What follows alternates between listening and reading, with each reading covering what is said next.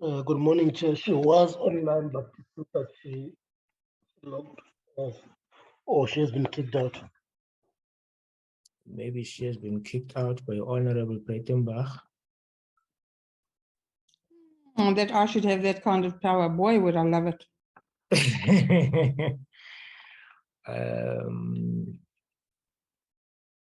Let me try and phone her because we are just one member short, or else we will not be able to adopt.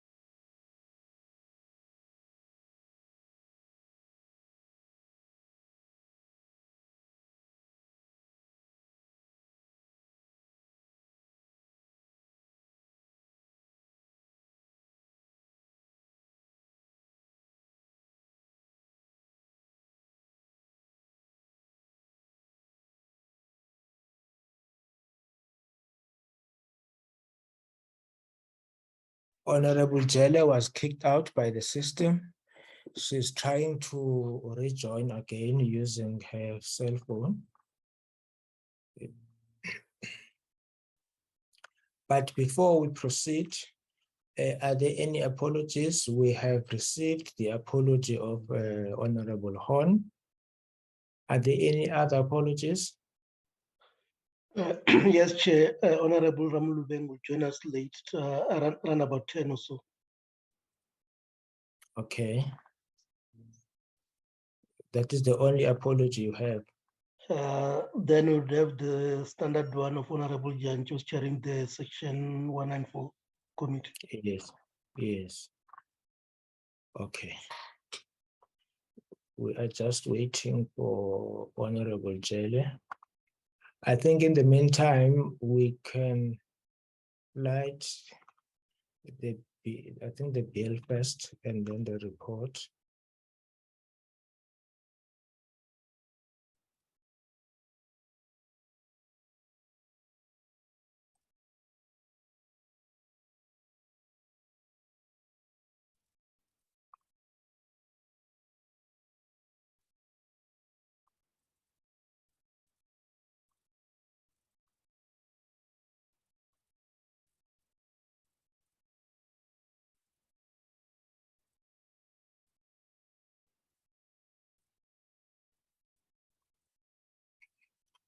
Committee Secretary, can you assist Honorable Jelle and check what is the problem?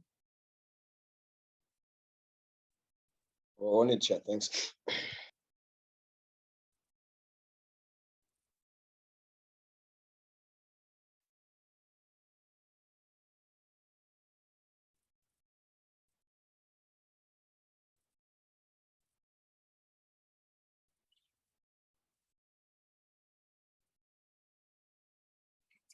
Honorable Breitenbach, is Honorable Engelberg coming?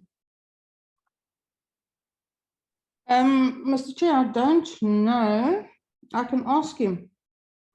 Okay. He's generally not a member of the Justice Committee, only of Correctional Okay. Services, Oh, yes, yes. but I will see if he's available. Okay. How is Mr. Self doing? He's doing quite well.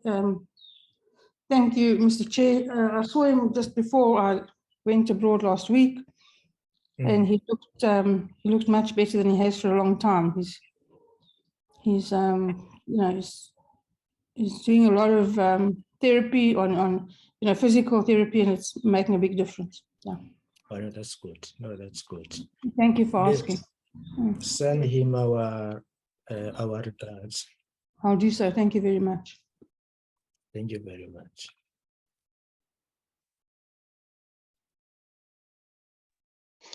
Morning, Chair.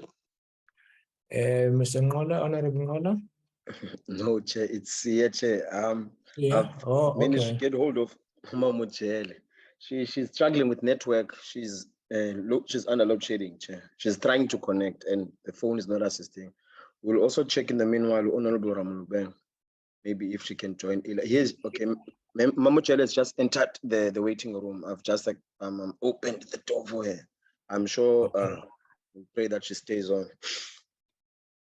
Okay. I think let's try and be very quick with this one. Welcome, Honorable Maseko Chele. She's still joining, Chair. The network. Joining. Yeah, she's still joining. She's in the waiting room.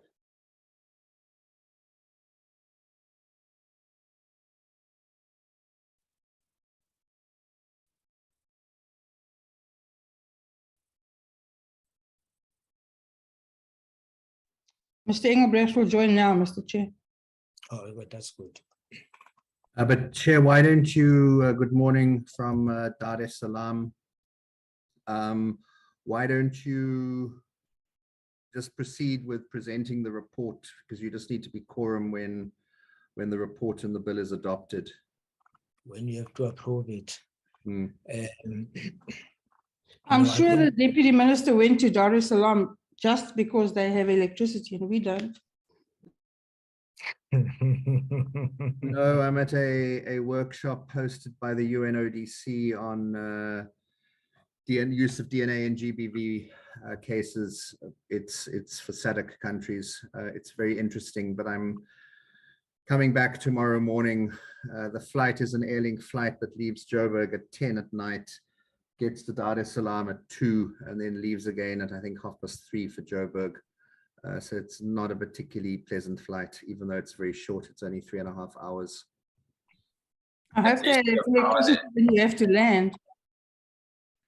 You hope, well, do you hope there's electricity? Won't you be happier if I have to jet off to Maputo or somewhere?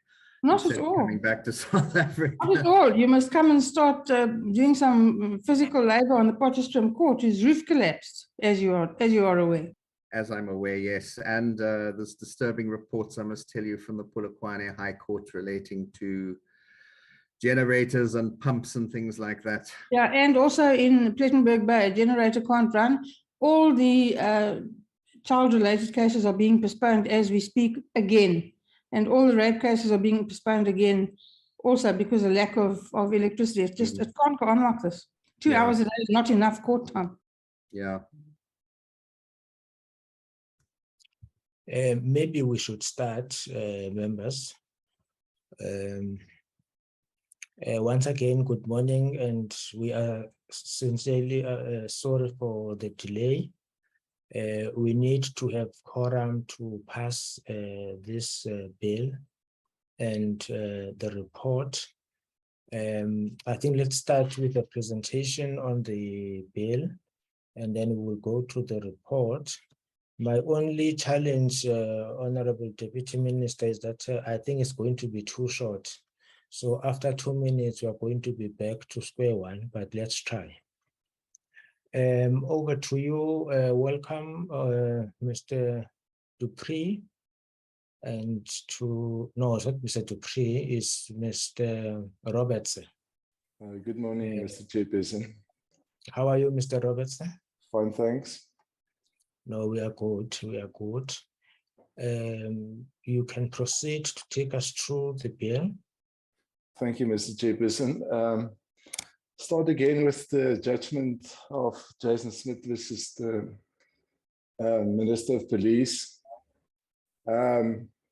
Currently, Section 63 of the Drug and Drug Trafficking Act provides that a minister may, after consultation with the Minister of Health, amend the schedules to the Drug and Drug Trafficking Act. He effected various amendments since 1996 to 2004 to the schedules. And in the case, the Constitutional Court declared Section 63 of the Drug and Drug Trafficking Act to be unconstitutional due to the fact that it delegates plenary legislative powers to the minister. It also further declared that the amendments that the minister effected by notice in the Gazette in terms of Section 63 to the schedules invalid due to the fact that the minister did not have any powers from the start to effect the amendments. The bill aims to rectify the position. Firstly, by way of Clause 1, it seeks to repeal Section 63 of the Drug and Drug Trafficking Act. The effect thereof will be that any amendment to the schedules of the Drugs Act will in the future be affected in terms of an act of parliament, something similar to the bill. So the repeal of Section 63 ensures that the appropriate constitutional process for the amendment of legislation is followed in the amendment of the schedules.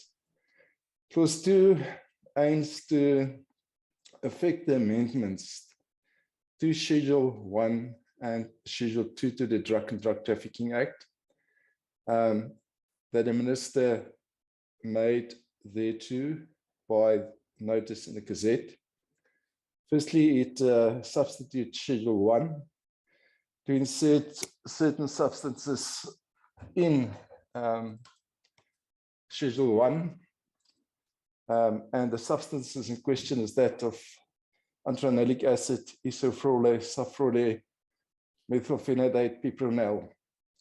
And it also amends Part 2 of Schedule 1, amongst others, to insert hydrochloric acid, methyl-ethylketone, orthotoluene, potassium permanganate, sulfuric acid, and toluene in Part 2. It amends Item 2 to Part 2 in line with the 1988 Convention to exclude the salts of hydrochloric acid and sulfuric acid from the ambit of Schedule 1 of the Drugs Act. Schedule 2 is amended, amongst others, to include butalbital, caffeine, flumitrazepam in Part 1 of Schedule 2. It also deletes tilletamina. It also amends Item 2 of Part 1 to the effect that all the homologs of the substances will be deemed to included in Part 1 unless it's listed elsewhere in Part 2 of the schedule. The bill also further amends Part 2 of Schedule 2 that deals with dangerous dependence-producing substances, and it inserts the substances butorphanol and various other substances in the schedule, amongst others, dihydroepine, atropine, analogs, remifenatide, and zipperol. It again amends Item 2 to the schedule to provide for homologs of the substances in Part 2 unless that substance is listed elsewhere. It affects the amendment to the substance atropine. It was amended previously to refer to atropine and its analogs. So that is the major amendment that were affected to part 3. Part 2. Part 3 deals with undesirable dependence-producing substances. The amendments that were previously affected to part 3 under section 63 were that of nexus, various synthetic cannabinoids, amongst others, CP47 and the variants. It also includes MDMA, ethylamphetamine, etryptamine in the schedules, and it other amendments noteworthy is that of metacation and GBH. Item 2 is also further amendment to include analogs in part 3 of Schedule 2, unless that substances are listed separately in the other part of Schedule 2. And Clause 3 is the short title. I did indicate previously that the bill, when it's enacted, do not need to be put in operation by proclamation in the Gazette. It will come into operation as soon as the President has assent to the bill. Thank you, Mr. Chairperson. Thank you very much, Mr. Robertson. Since we are waiting for, I'm told that Honorable Jelle is still struggling to join. Can we go to the report?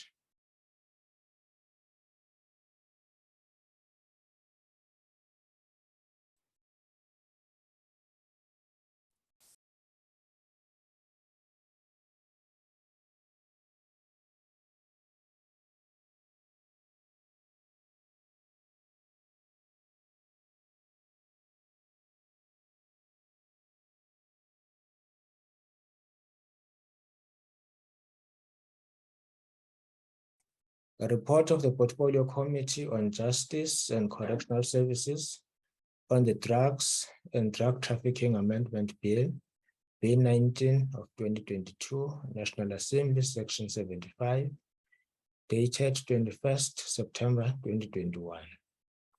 Let's start with corrections. Are there any corrections on page 1? Can you go down?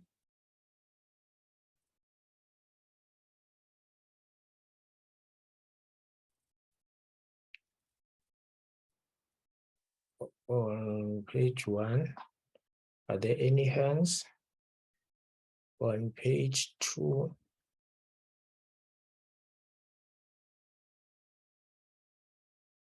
let's go down.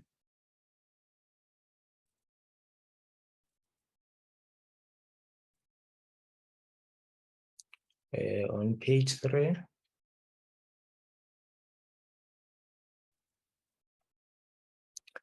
so there are no corrections to the report. If any of the members, either Honorable Engelberg, Honorable Maseko Jelle, or Chair, Honorable I had asked Dr. Koenhoff if he could join. So you do have a quorum of members now. I don't know if that's okay. I see Mr. Engelbrecht is also here. So actually, yeah, so Mr. Koenhoff, Dr. Koenhoff could actually now leave. But anyway, I think you're now quorum. We do have a quorum now. Where is Dr. Koenhoff? He's on the platform. Oh, Dr. Koenhoff, good morning. He's phoning from his phone, so I don't know what the connectivity is whether he's able to, I mean, he's connecting from his phone, whether he's able to come in, but he is on the platform, and I had spoken to him about joining. I can see him, because I wanted to thank him for joining, even Honorable Engelberg, because he's a member of the Justice Committee. Thank you very much. Can we now go to the bill?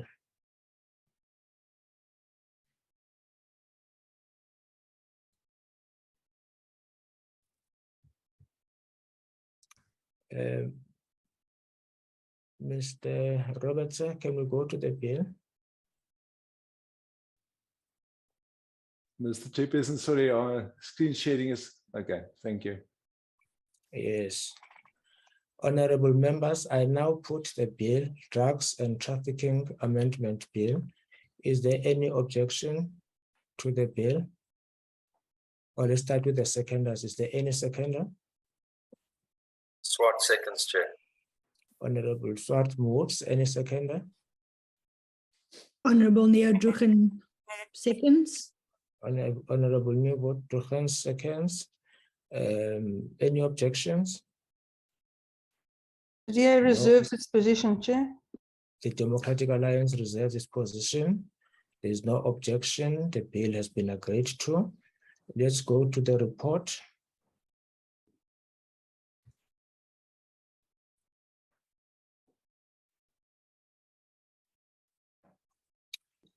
Is there a mover for the adoption of the report without corrections? Honorable Neodruchen moves for the adoption, Chair. Honorable Neodruchen moves for the adoptions. Is there a seconder? Swart seconds, Chair. Honorable Swart seconds. Is there any objections? No objections. The report is agreed to. Thank you very much, honorable members.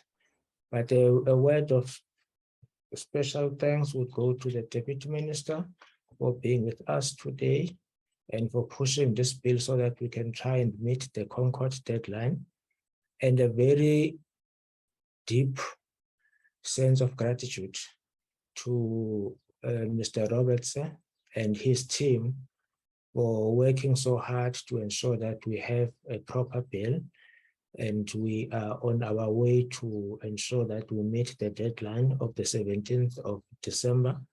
And we know that if this bill was not passed, there would have been serious problems in the prosecution of the people who would be guilty of this offenses under this act. So we are very much indebted to you, Mr. Robertson, and to your team for such a good and hard work. We really appreciate your dedication. Thank you, Mr. Chairperson. Thank you very much. Can we now go to hate crime, hate speech?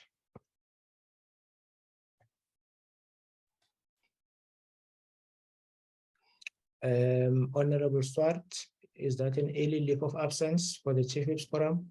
No, Chair. I just wanted to indicate from my side that with load shedding, I'm on and off the platform, and I do notice in the supplementary summary of submissions there are references to the ACDP's inputs.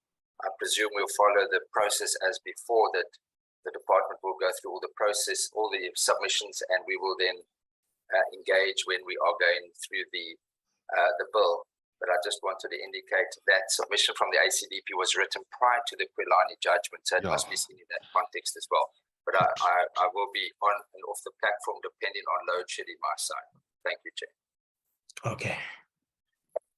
That's fine. Mr. Dupree, good morning and welcome again. Are you with Mr. Makulubete? Mr. Chairperson, no, my team member for this bill is Ms. Alison Botha. She is on the platform. She also assisted with a couple of summaries during the weekend. I would just like to, first of all... You are welcome, Ms. Botha. Thank you, Chair. Good morning. Thank you very much, morning. You can proceed. Thank you very much, Honorable Koronov, for assisting us to meet the quorum. Thank you very much. If you want to stay, you can stay and listen to the hate crime, hate speech, but if you have got other urgent matters to attend to, you are free to go.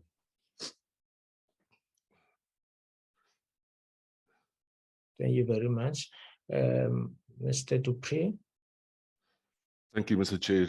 My apologies, I didn't say good morning to you and the members, and especially the Deputy Minister. And at the same time, I would like to tender apologies on behalf of my DDG and my Chief Director, who are unfortunately not able to attend this morning's meeting.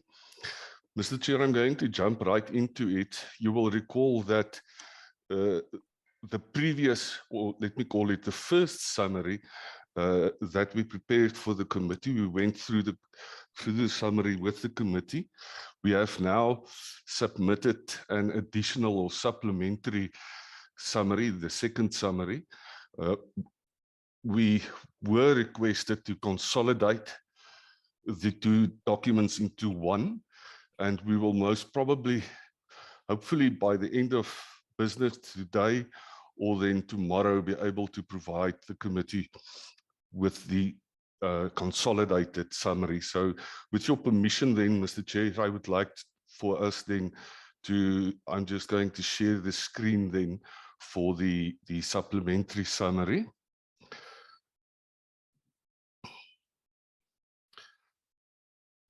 Thank you, Chair, and I trust that you can see the summary. Just a correction, the reference to the date there will be, well, it's, yeah, I will correct it. Then, as per usual, Table 1 provides an indication of more of general comments that were received, and then Table 2 reflect those comments that were directed at specific provisions of the bill itself. And yes, I actually wanted to indicate to the committee that with reference to the submission that the ACDP made, that was, I think, if I remember correctly, February 2019. So that was before the Kulani judgment came out.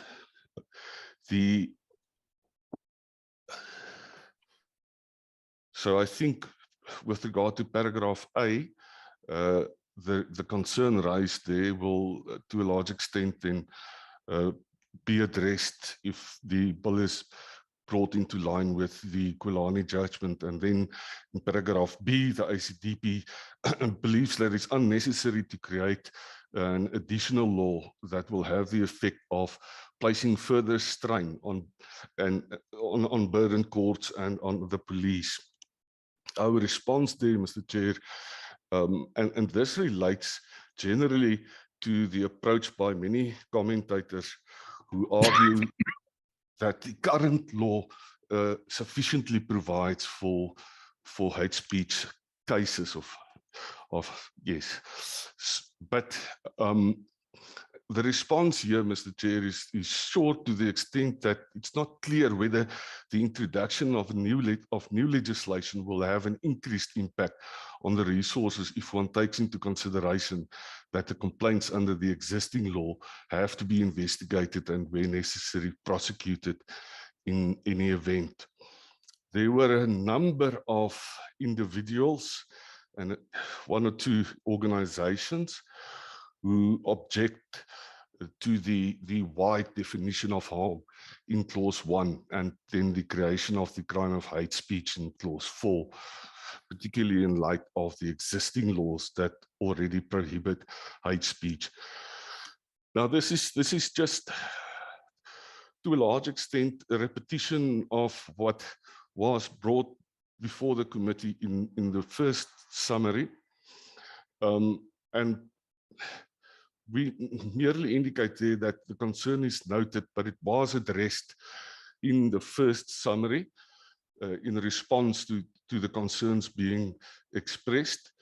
With regard to the definition of harm, you will recall, Mr. Chair, that the department will present the committee with a proposal in that regard. There's also support for the bill by Change Organization. For SA expressed concern with regard to the increase in the workload of SAPs and courts. And I think we've already covered the response earlier in the summary. Google South Africa, they support the extension of the prohibited grounds. The Institute of Race Relations submitted a very extensive and comprehensive submission. Once again, the issue of being raised that the common law, the existing law, caters for offences to be committed in terms of this act. I'm just trying to see the response then to these paragraphs is there, Mr. Chair. I would just like to maybe highlight paragraph H for you. This is a very interesting one. You will note that in the past, or at the previous meeting, there was a debate on whether the offence of crimen injuria, as it is defined in terms of the common law, whether it only applies in respect of one person, in other words, that the speech must be directed at an individual, a specific individual, or then can it be committed when a group is insulted. And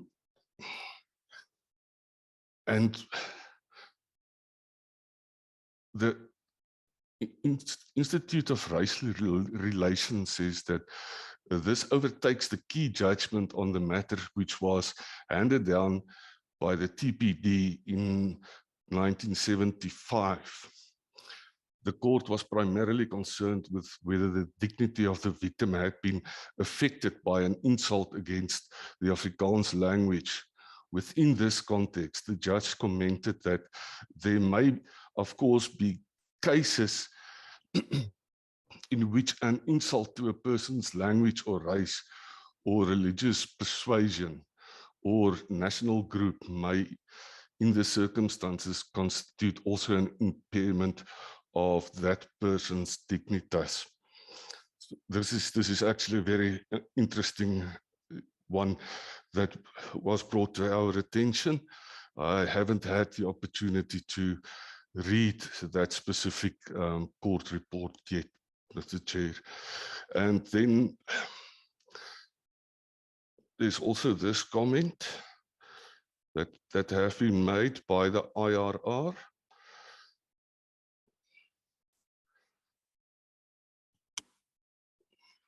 I'm not going to repeat it, Mr. Chair. I'm just merely highlighting that comment for the committee. Then with regard to clause 1 for SA and then also PEN SA and S Chase, argue that the definition of harm is overbroad and will turn almost any expression into a crime simply on the basis of being offensive. Now, that matter has also been addressed in the Kulani judgment, and the necessary guidance is there. And one must take into consideration that these cases are usually judged on an objective basis and not the subjective state of mind of the alleged insulted person. They also expressed their concern that the definition of victim is wide and leaves the interpretation of the clause open to abuse. Our response there, Mr. Chair, is the definition is aimed at clarifying that clause 4 is among others aimed at stipulating that not only individuals but also group or of persons may be subjected to hate speech. The Internet Service Providers Association recommended that the term information system provider should be defined with reference to the ECT Act. However, that term is not being used in the bill, Mr. Chair, so I don't think it is necessary for the term to be defined. The Erstigte Nasionale Party and the Harvest Christian Church, they expressed sorry, there's just a little typo. Objection to the wide definition of harm. We have already addressed this in the first summary as well as elsewhere in this summary. So it's merely noted the concern. The Banking Association of South Africa and PH Jewel expressed concern with regard to the fact that a hate crime is a crime to be committed in addition to baseline of offense, and expressed the concern that motive is difficult to prove.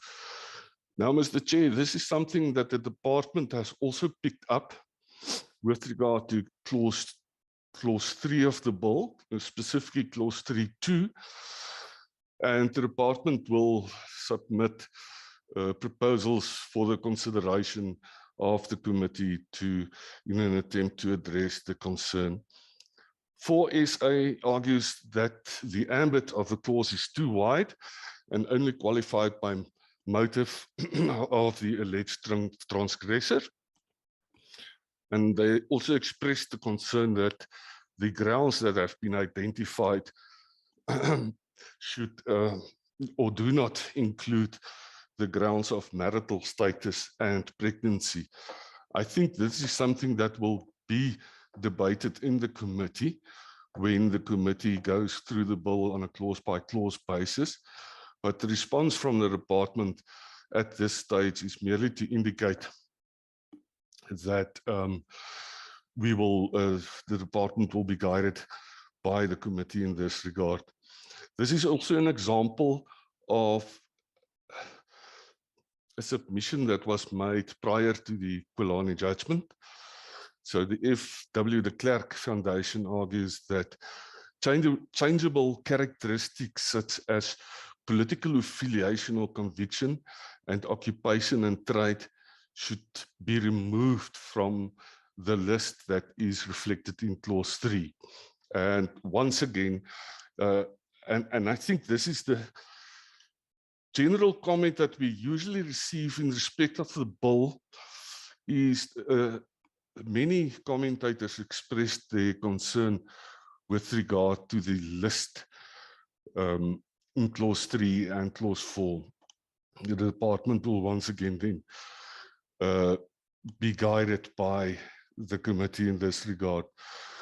Mr. Chairperson, with your permission, I'm going to ask Ms. Alison Botha to take us through the Nelson Mandela submission. May I hand over to her, Mr. Chair? Yes, we can. Thank you, Chair. Thank you, Mr. De Priya. So the Nelson Mandela University submitted some very useful and very interesting comments, particularly on the issue of identification of victim groups. And we see those victim groups in clauses 3 and 4 of the bill. I just want to take you through a few of the most important comments. So they've indicated that there's a traditional method when selecting victim groups for a hate crime, and that's usually based on immutable or inherent characteristics. And there are alternative methods, which are group vulnerability, group disadvantage and marginalization, minority status, and group hostility.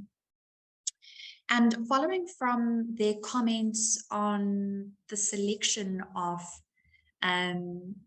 victims and the definition of victims in the bill, they've pointed out a few anomalies when it comes to defining who those victims are in the bill. So they've noted a concern which has already been raised and which we have already dealt with, and whether marital status, pregnancy, and conscience should be included because they have been admitted. And like I said, we've suggested earlier that these grounds are included. The other thing that NMU has suggested is that there's a directive in Section 34 Papuda to extend the grounds in Papuda to include socioeconomic status and family responsibility and status. And those two factors, which are set out in PEPUDA, have been omitted in this bill. Now, in PEPUDA, there were 4 grounds listed: HIV/AIDS, nationality, socioeconomic status, and family and responsibility status. So those former 2, HIV/AIDS and nationality, have been included in this bill. And we as the department will be guided by the committee about whether we ought to include socioeconomic status and family responsibility and status. The other issue that NMU raised is one of the grounds, which is occupation and trade, and political affiliation or conviction, because those are not immutable characteristics that fit within the traditional method of victim selection for hate crimes. So the department's response is that we have included trade and occupation to protect, for example, sex workers who are vulnerable and marginalized. The other factor which the NMU mentioned in their comment is that PEPUDA includes a test for analogous grounds, which is not included in this bill.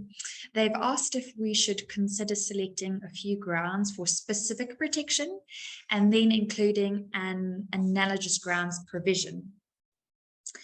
The department's response is that including an analogous grounds provision cannot simply or easily be transferred from civil law, which PEPUDA is, to criminal law, which is what this bill is.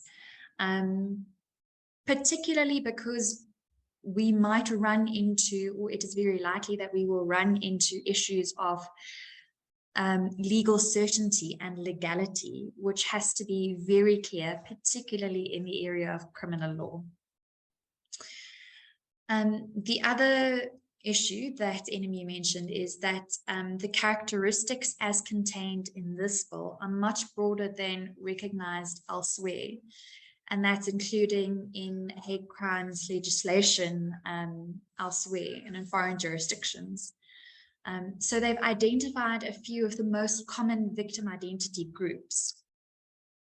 And the department notes their concern, but our concern is that the risk is then run that the list is under-inclusive and cannot then be extended by an analogous ground provision. So we have tended towards over-inclusiveness rather than under-inclusiveness. The final point that NMU mentioned is extensive lists of victim groups will impair the effectiveness of the legislation. And by naming certain groups and excluding others, there are hierarchies of victims that are created. And the department has noted that concern. Thank you, Chair. Thank you very much, Ms. Botha. Do you want to proceed, Mr. Dupree? Thank you, Mr. Chair. I'm going, with your permission, later on in the summary, hand over to Ms. Botha again. The ICDP, as it was mentioned, that this is a fairly old submission that was made.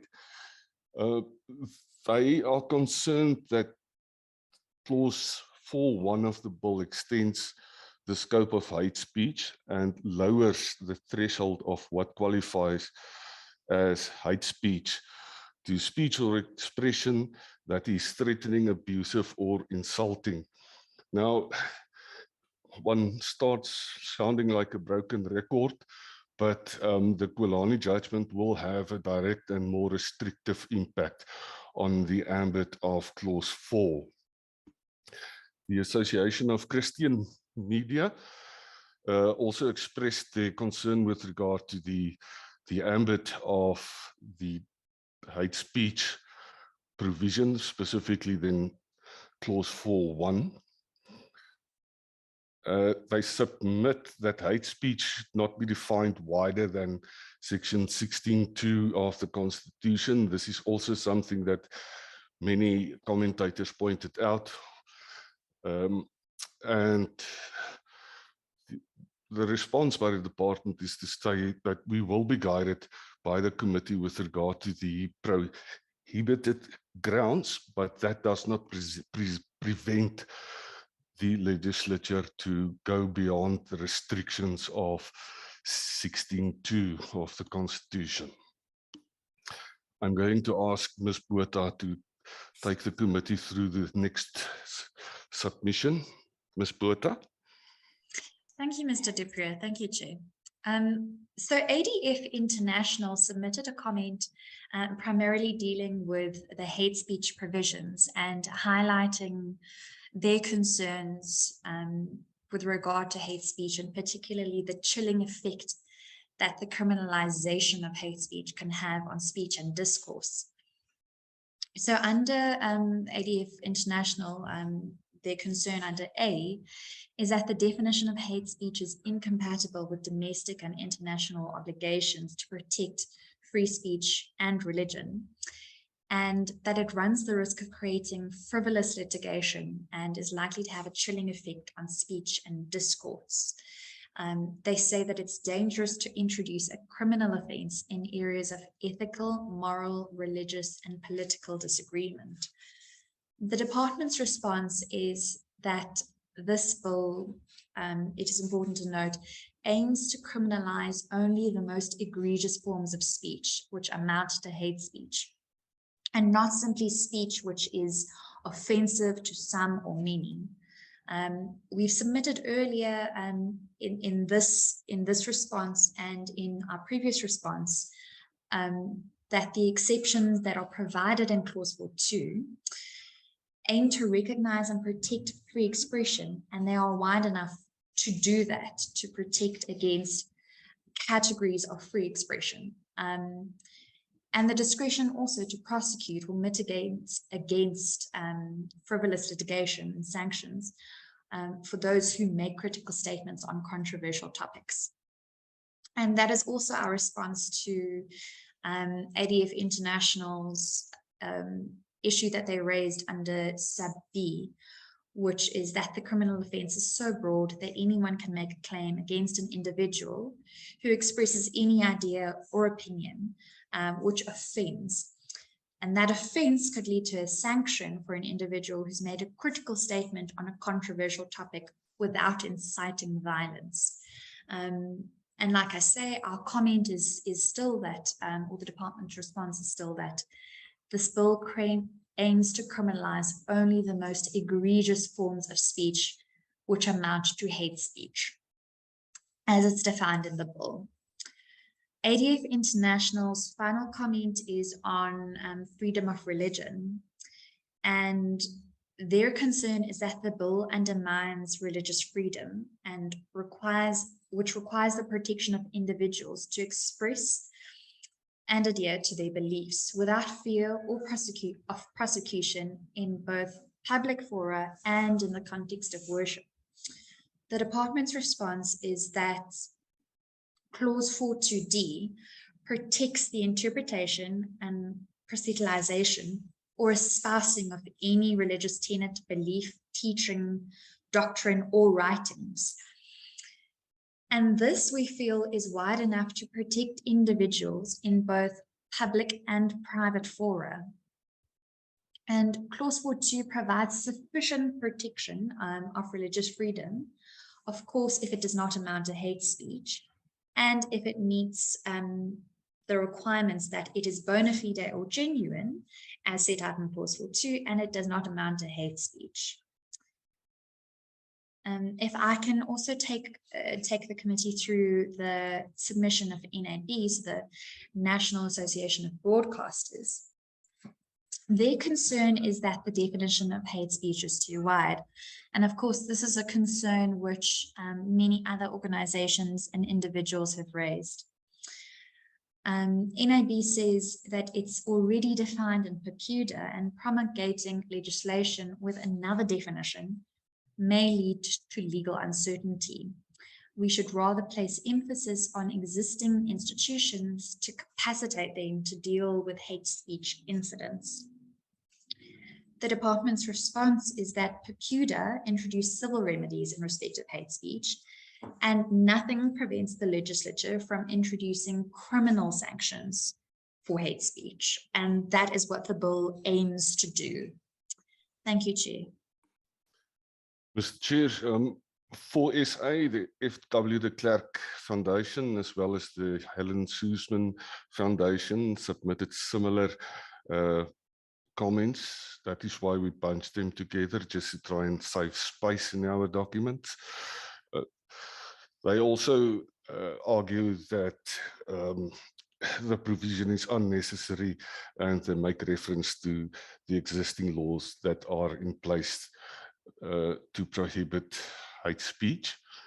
With regard to clause 4, the argument is also that the clause will have a chilling effect on freedom of expression.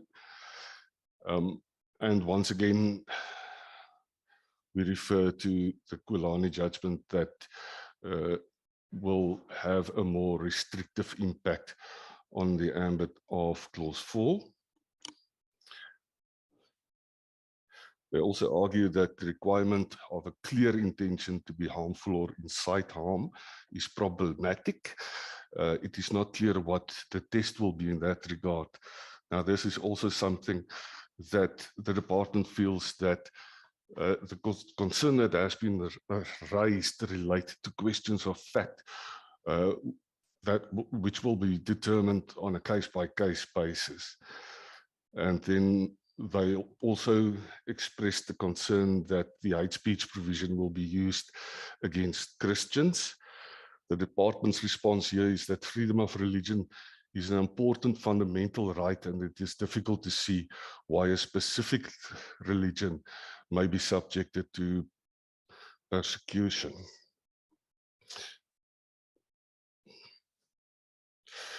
This is also an interesting one, Mr. Chair, and the department has already provided in the working document a proposal for the committee's consideration.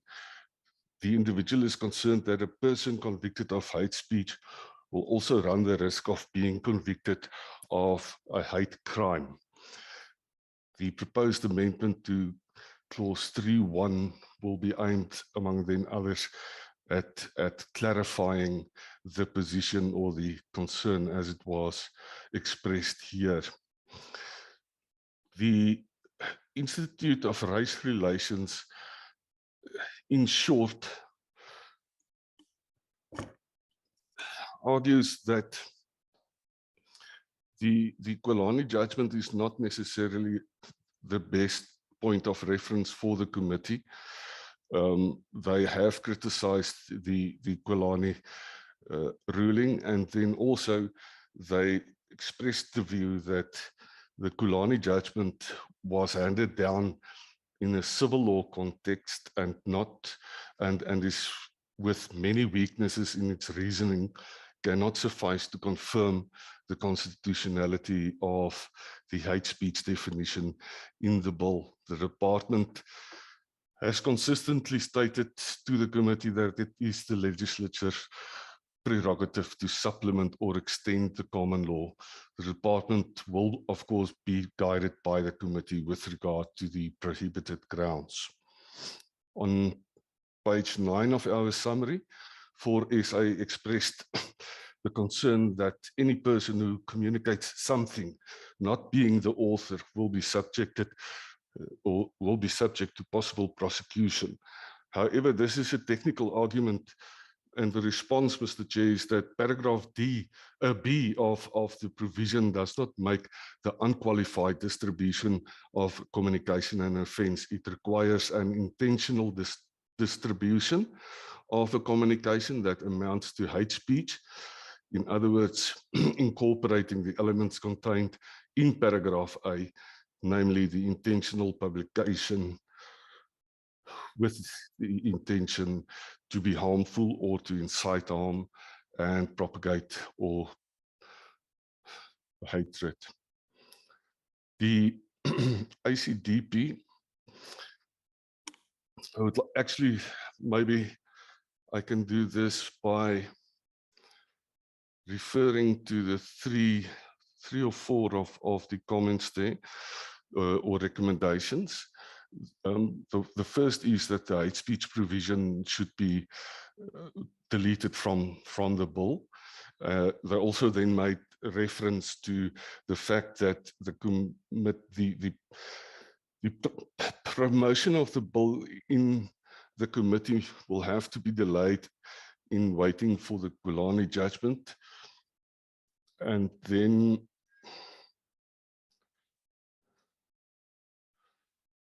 there's also then a reference to the limitation of the definition and the scope or ambit of hate speech in the bill to bring it in line with section 16(2) of the Constitution. This was said in the context that if the committee decides to proceed with those provisions, then this recommendation will then apply from the ACTP side. Then I'm going to hand over again to Ms. Botha. Thank you, Chair.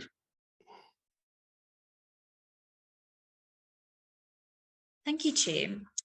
So ADF International raised again specific concerns relating to religious freedom and freedom of expression in a religious context. So one of their concerns is that the religious exemption clause would only apply to sermons and not statements made by individuals, and that is quite narrow protection that will not protect members of that particular faith or religion. The department's response is that we don't think that it's correct that clause 42D would only apply to sermons. Like I discussed earlier, it protects the interpretation and proselytizing or espousing of any religious tenet, belief, teaching, doctrine, or writings. And it is our view that that is wide enough to cover statements made by individuals and not just sermons. Another concern that ADF International has is that the clause affords a wide discretion in determining what statements are bona fide and therefore protected and which are not. And that is an issue with regard to legal certainty. The department's response is that the Kulani judgment made it clear that an objective test should be applied. And the bona fide test has been applied for a very long time in the law, and there is ample judicial interpretation to mitigate the risk of criminalizing bona fide speech. ADF's last concern is that the bill should be revised to ensure that there is robust protection for freedom of expression and freedom of religion or belief. Now, the department's view is that clause 4.2 is wide enough to provide sufficient protection for free speech and freedom of religion if, 1, it is bona fide or genuine, and 2, it does not amount to hate speech. That is, if it does not advocate hatred that constitutes incitement to cause harm. Like we mentioned earlier, this bill aims to criminalize only the most egregious forms of speech. And the carve-out for protected speech in clause 4.2, we think is wide enough to protect genuine bona fide speech that does not amount to hate speech.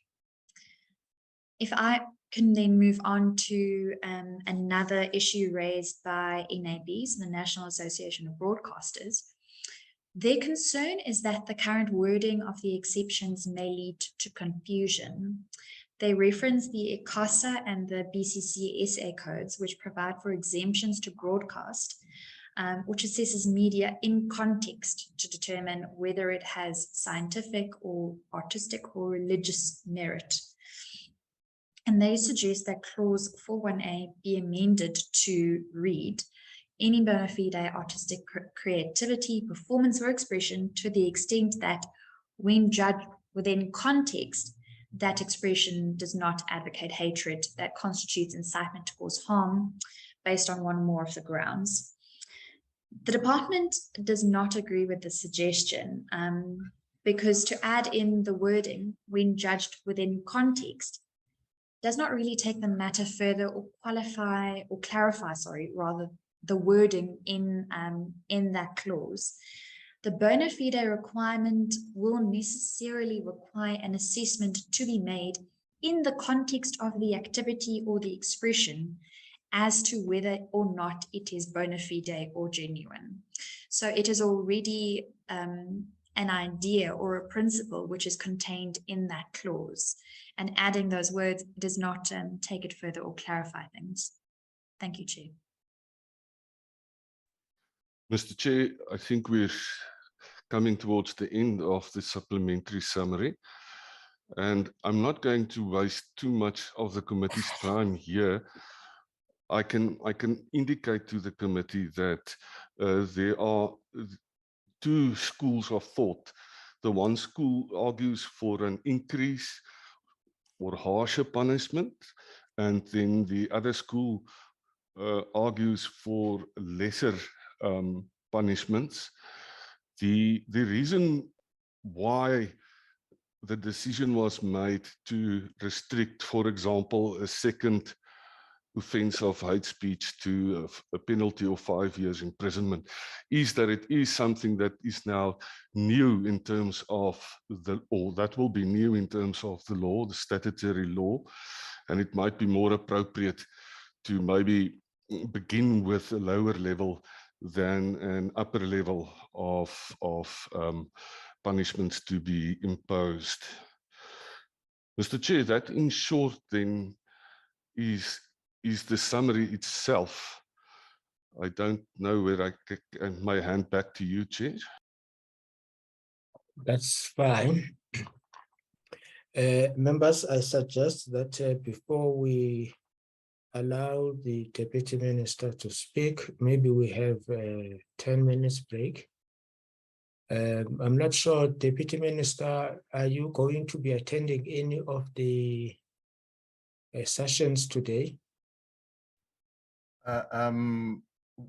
Sorry, which sessions, Chair? The where I am at the seminar. Yes. Yes. No, I can take off till lunchtime. We are an hour ahead of you, so okay. probably can be with you till about 12:30 your time.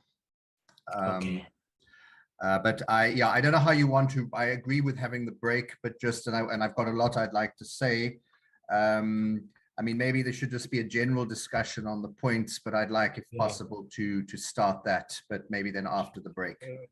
Yeah, no, we'll have a general discussions, which will give some sense to Mr. Dupree, so that when they go back, they are able to develop a working document on the clauses that might need to be crafted. Let's come back at 11:15. Thank you.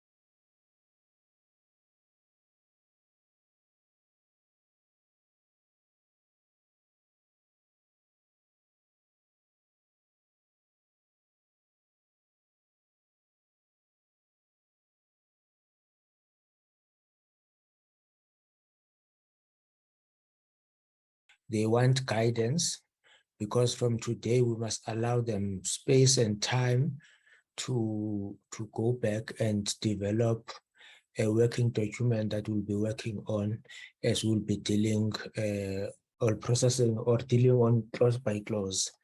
Over to you, members. I know Honorable Swart, is he still here? Because he has always been raring to make an input. Is Honorable Swart here? I think it's been cut off, Chair. Cut off. Okay. Any member that wants to make his or her initial input? Mr. Chair, I would prefer to hear the Deputy Minister's input before making an input, if that's okay with you. Okay, let's also hear other members if they feel that way. Any other member who would want to make an input?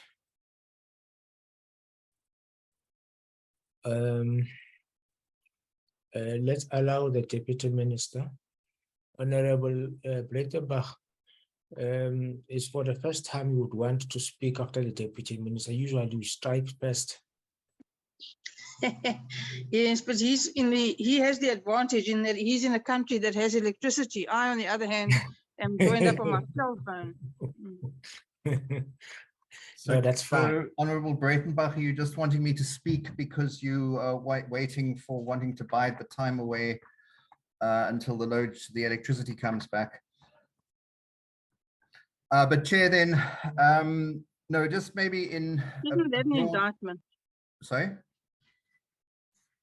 A broad... Isn't that an indictment that we have to wait for electricity to come back in the 21st century in South Africa? Let's come back to the discussion, and then the other discussions would proceed after the meeting.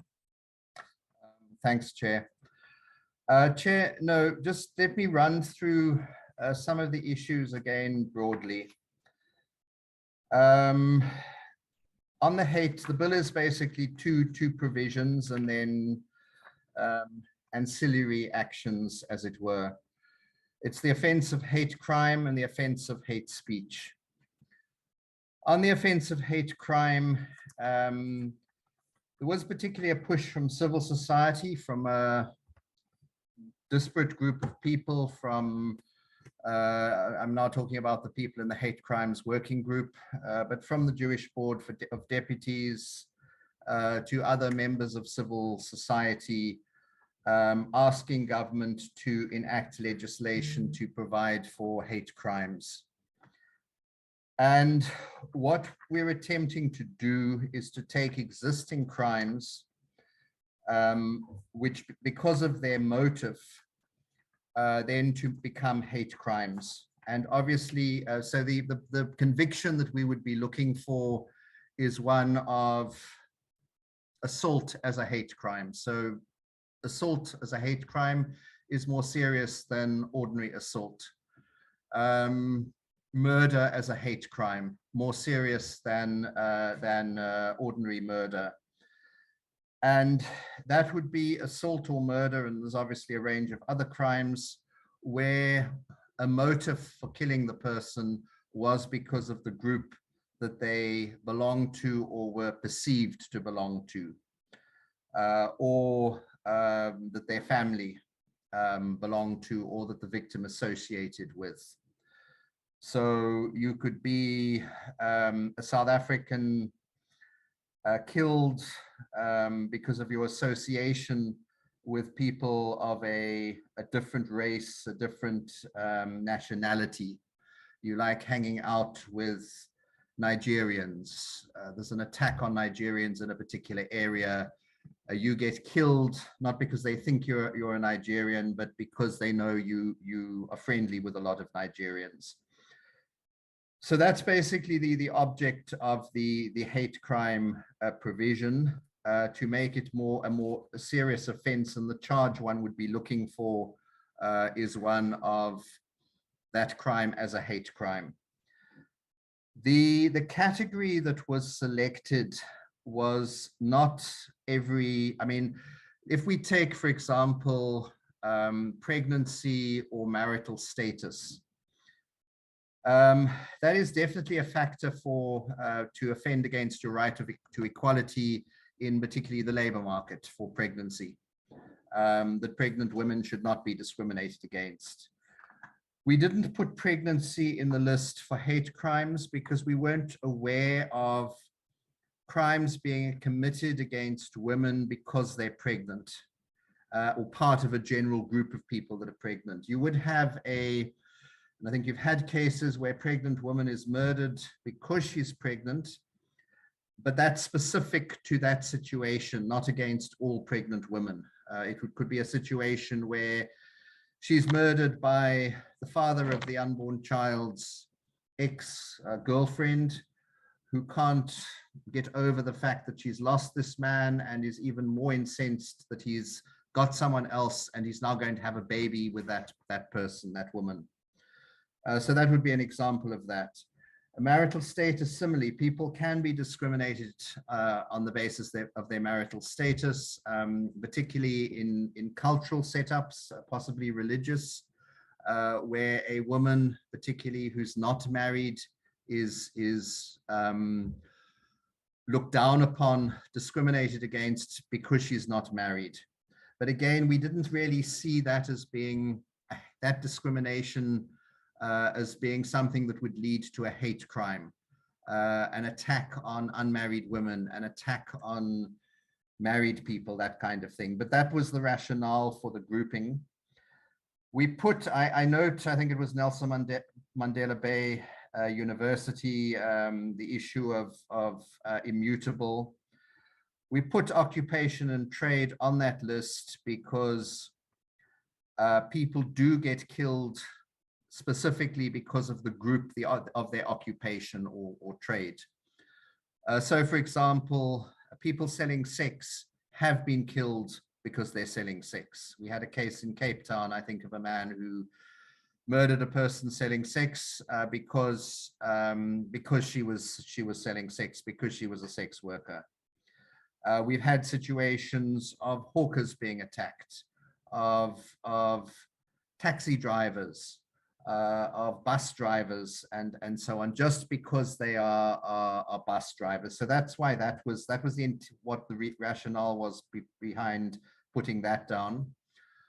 Political affiliation, I mean, particularly in our country's history, we've had severe political intolerance, and we've had people, I'm not sure when the most recent case was, I think it was luckily some time ago, but we've had people attacked, assaulted, or killed simply on the basis of their political affiliation.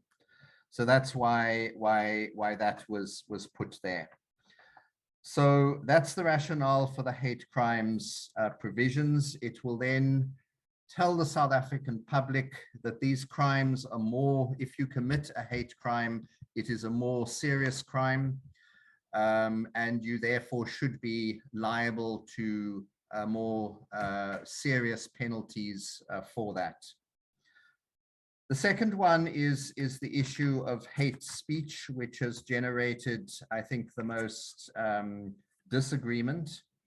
Let me just say, for the benefit of the hate crimes working group, that it wasn't what they were originally pushing for, and I think there's divisions within the hate crimes working group as to whether there should be hate speech provisions.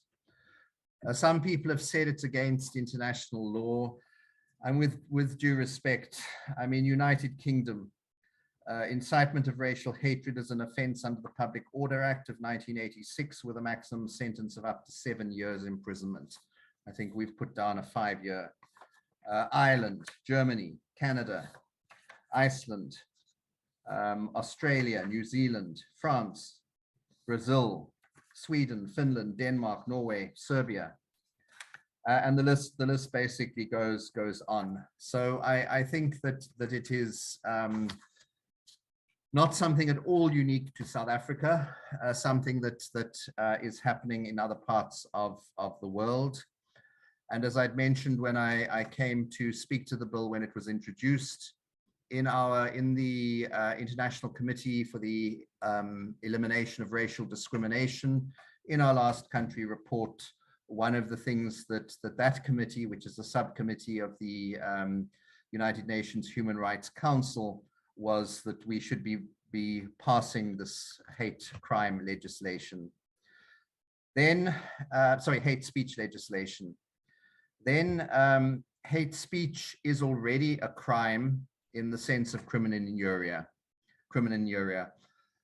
which is a common law crime. And so obviously the opponents of the hate speech provisions would say, well, why don't we leave it in the common law? But, you know, common law develops over time. Crimen injuria is obviously, from its name, from a Roman Dutch period, and there are disputes as to what the actual elements are. Parliament has the right to make statutory laws for common law crimes. So I think the best example is rape was a common law crime. In terms of the Sexual Offences Act of 2007, Parliament made rape a statutory crime, and that broadened the whole ambit of rape. Previously, men could not be raped because it required penetration of the vagina. And anything other than penetration of the vagina wasn't rape, whereas in terms of the 2007 statutory crime, that has broadened out extensively. So the reason for a statutory crime of hate speech was to provide clarity or greater clarity as to what that entailed. Again, with the categories, it was categories where there's likely to be, it's more likely to be endemic. Obviously, in adding to the categories, one is further restricting the opportunity for completely free speech. So that list, I'm not entirely sure about age, whether that should be something that is subject to either a hate crime or a hate speech, but the rest were all things that there is abuse going on, harmful abuse of people on the basis of those categories. We excluded, so again, I would also argue that we need to look very carefully, or the committee needs to look very carefully as to whether to add things like pregnancy or marital status. Yes, those are grounds for discrimination, particularly in the workplace and in other setups, but are people going to be abused on the basis that they are pregnant, or they are married or not married? We excluded two categories from the hate crimes provision, which was occupation or trade, and that was specifically because we were concerned that, yes, people selling sex workers, bus drivers, hawkers may be abused because of their professional trade, but also we didn't want a situation where politicians could say, no, you can't criticize me, that's now hate speech because of my occupation as a politician, as a member of parliament, as a government minister or deputy minister. Similarly, with political affiliation or conviction, we didn't include that on the list on the basis that we didn't want to restrict people criticizing each other because of their political beliefs. So that's the reason for that. The Constitution. Can you repeat that? I was kicked out. Oh, okay. What I was, did you get occupation and trade or not? Did you miss that one as well? Yes. Missed that as well. Okay.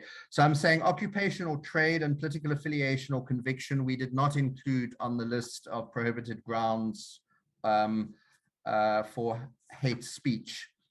And occupational trade, and both of those were omitted because of the fear that it may have unintended consequences of limiting speech on particular areas. So yes, sex workers can be abused, can have hatred, can be harmed by speech against them as sex workers. Hawkers could be bus drivers could be, for example. But what we wanted to ensure was that politicians, ministers, deputy ministers, members of parliament, councillors, whatever, couldn't claim that, no, you can't criticize me because that's hate speech. Similarly with political affiliation, I'd explained about how political affiliation has been a motive for killing people in our country. But we also didn't want to restrict people from political debates. And so that's why those two were not in, that was the rationale for those two not being included. In the hate speech provisions, though, I mean, in the Constitution specifies that propaganda for war, incitement of imminent violence, or advocacy of hatred that's based on race, ethnicity, gender, or religion, and that constitutes incitement to cause harm, is not part of the right of the freedom of expression. The bill then goes further than that, as Papuda and the Kwelane judgment allows. And with due respect to the Institute of Race Relations, you may not agree with that judgment, but that is the judgment of the Constitutional Court. And it was a unanimous judgment. So that is the law, whether you agree with it or not. And that's the reasoning that was followed. There may be other judgments that we don't think are so great, or don't necessarily like the reasoning, but we have to follow those judgments. That's where the final decision as to constitutionality is taken. So we've broadened it to include other categories. Kwelane allows, for the purposes of Papuda, homophobia. We've then added other categories. But so we've broadened it to what's in the Constitution. We think we can do that, and we think that's been allowed by Kwelane.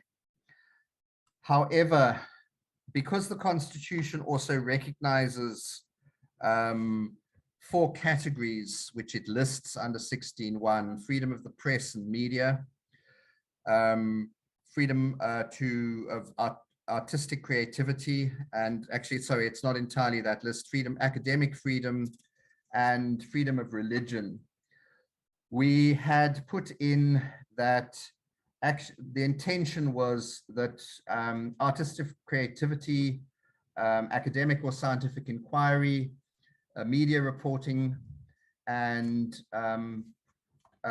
proselytizing or espousing any religious tenet, belief, teaching, doctrine, or writings, that actually should be, they should have a wider ambit and not effectively fall foul of, they could say things that may be harmful, as long as it's not propaganda for war, incitement of imminent violence, or advocacy of hatred that constitutes incitement to cause harm. So that's the intention there. So in a sense, for the religious people who have concerns on this provision, the intention was to ensure that this law doesn't limit you beyond what is already in the Constitution. And just to clarify that the bona fide interpretation and proselytizing or espousing any religious tenet, belief, teaching, the intention is not that it is limited to well, from a Christian perspective, to the church or to the pulpit or the mosque or any other religious place. You can do that door to door. You can do that standing in the street. You can proselytize standing in the street. As long as you're proselytizing, you then have a greater area of protection. What would, though, not be covered, or the intention was not to cover, a minister of religion who's in a pub and who's having a general discussion with his mates in the pub, and who then starts spouting harmful things about gays or lesbians or people like that. So that would be the distinction. Just the fact that you're a minister of religion doesn't mean on any occasion you can claim this exemption.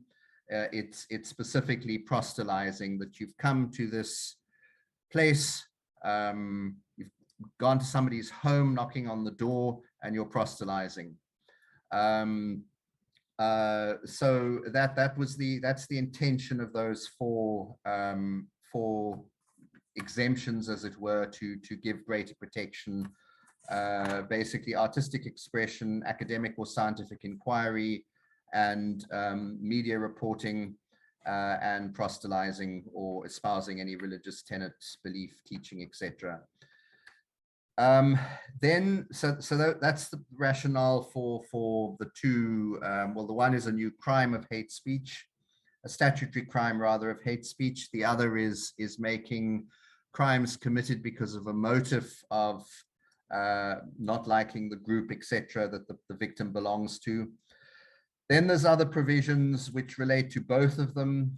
Victim impact statements, trying to make it a bit easier to get them into court. The penalties or order provisions. And also, sorry, I'd forgotten to mention that there's a requirement for the Director of Public Prosecutions, which would be the provincial head of the NPA, to authorize a prosecution in terms of both of them. So we wanted to ensure that these charges can't be abused by the police or by some junior prosecuting deciding that this person must be charged with hate speech. That power can be delegated by them, but it's a delegation specifically to a person, the director. The director still takes responsibility for that. Then, sorry, I was just explaining the other provisions, which is victim impact statements, the penalties orders provision, the directives issue, and there's a proposal from the department as a result of the hearing to add provisions for the Commission of Police with regard to how hate crimes and hate crimes and hate speech should be reported at police stations, as well as training. There's provisions for the NDPP, and also there's a proposal to include training aspects for staff. And then, as regarding the implementation of the Act, that the Minister of Justice must provide, must prescribe the information that must be collected by the police and by the NDPP, so that there can be statistical analysis of the data of these cases. And this information must be made available to Parliament, the Human Rights Commission, Commission for Gender Equality, and the Cultural, Religious, Linguistics Commission. And then also provisions for a provision for the prevention of hate speech, hate crime and hate speech, and then for broader regulations. So, Chair, that's basically broadly the rationale for particular sections. As I said, you will have people, particularly on the hate speech provisions, and it would be people who sort of believe in absolute free speech, although, as I said, we don't even have that at the moment, through to, I think, more empowered groupings who would be against provisions on hate speech. The issue that we'd raised before is, what have we've got Papuda? Why do we need this? Papuda is a civil remedy.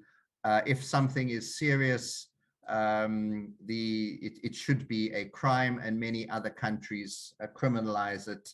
So and many other countries that these more empowered groups would, I think, relate to as good countries. So I don't know what the problems are. Chair, I think let me leave it like that, and then maybe respond after the likes of Honourable Breitenbach and others have come in. But that's broadly the intentions. Whether the wording actually says that, those are things that particularly we will be looking at submissions on about what should be changed, but those are the intentions with the bill. Thanks, Chair. Thank you very much, Deputy Minister. Please do not provoke Honorable Breitenbach. I might not have the ability to protect you. Members, I think at 12, we might need to check if I would be able to connect, because we'll be having load shedding at 12. I don't trust my iPad because it let me down yesterday. But I think we will check at 12 if we are able to connect, then we can proceed. I see the hand of Honorable Breitenbach. Honorable Swart is struggling to connect. He has been trying, but it's difficult for him.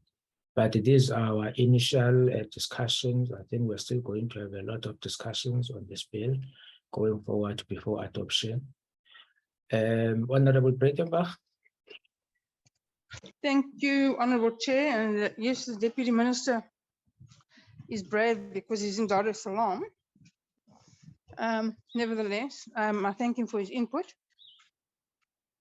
Chair, our initial view is, as we stated last week, that this is an important piece of legislation that needs serious consideration.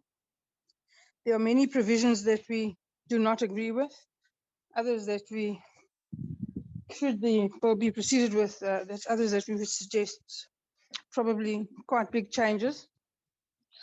But we need to consider all the public submissions, which we have not yet done, in our own capacity. So before we comment comprehensively on this process, we would want the opportunity to do that in order to make meaningful contributions. And bearing in mind the issues raised by particularly religious leaders, we would like to give more serious consideration to. Just listening to the Deputy Minister on hate crimes, I understand fully what he's saying about taking a crime and then making it more serious because it's motivated by a particular prejudice. However, I see no reason why that can't be taken care of with circumstances in aggravation. So I don't see that will make a big difference in how the matter is dealt with in court. And seems almost to me superfluous to deal with in the fashion that is suggested when if properly dealt with in court and properly motivated with aggravating circumstances, the same type of sentence would in all probability be arrived at without this legislation. As far as hate speech goes, we have serious concerns about limiting freedom of speech, and we certainly want to have a much closer look at those provisions along with the submissions made by various institutions. So that would be our comment at this point. Thank you, Mr. Chair. Thank you, Honorable Breitenbach. Honorable Maseko Chele. Thank you, Chairperson. Good morning, colleagues. Chairperson, I only have two clarity questions. I think it can be answered by Honorable, in fact, the DM. Good morning, DM and the team. Chairperson is, excuse, I know it's like, I know. Are you running away from Honorable Breitenbach because I can see you under the table? No, I can't put my thing properly because remember the earlier problems that I had. So I'm still trying to put myself ease. Chairperson, the two clarity questions from the DM and the team. The first one is the Mr. Dupree, when he was presenting, he mentioned that they are considering 5 years as a punishment vis-a-vis 7 years that the minister is talking about in many other countries outside South Africa. My clarity question is that if maybe they can give us more information as to why they, because I did hear when he was presenting that the reason why they took this 5 years is because this is the first time we are coming up with such a bill. But if, for example, my question is based on saying, if other countries just decided to go to 7 years, maybe considering their own situation in their own countries, and also comparing to South Africa, we have always been accused as a country which is very violent, and also the history, the past history that we are coming from, that we daily experience or getting people who don't really want to get out of the past behaviors that they continue, Chair, making remarks and all those issues that are related to the bill that we are doing today. So my question is that why can they consider putting it on 7, or maybe give us more information as to why they went to 5 years, except the issue of saying it's a new bill and all that. The second one, Chair, is on the minister presentation on the issues of religious. Yes, the inputs given is that the department is not only concentrating on the issue of sermons, but Chair, I have an example that maybe I want to find out how is that issue being like handled in terms of the discussions that we have now. For example, the minister was alluding to the issue of the sermon, you know, the door-to-door, and also the issue of public standing on the street giving a sermon. There is something that is when you go to the charismatic churches, where we, for example, we call people something like an altar call, that people should come forward. On the street, normally, we have people who would say, when they are preaching, there's this saying that maybe will come out and say, if you don't accept this, you might go to hell or something like that, such words. How are these people protected? Because it is coming from biblically where accept Christianity in that way. How are those people protected in terms of the discussions at this phase? Honorable Jere? Honorable Jere, I'm not sure whether it's your I'm not sure whether it's your network or mine, but the last part about people going to hell, how are they being protected? Those who are saying that, I could not hear you properly. I'm not sure whether it's my network or yours. Chair, if I just briefly, I think it's our network. I think it's Honorable Jele's network, but Maseko Jele's network. But maybe could I suggest that you ask her to switch her camera off? It may improve the bandwidth because she's got her camera on. Thank you very much, Honorable Jele. Yes, just go back to that to what you were saying, the last part.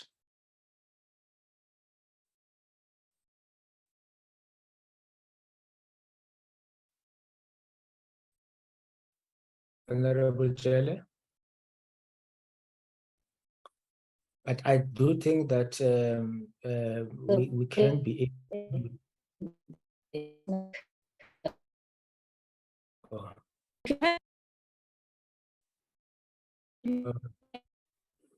No, I think your network is very bad, Honorable Maseko Jele.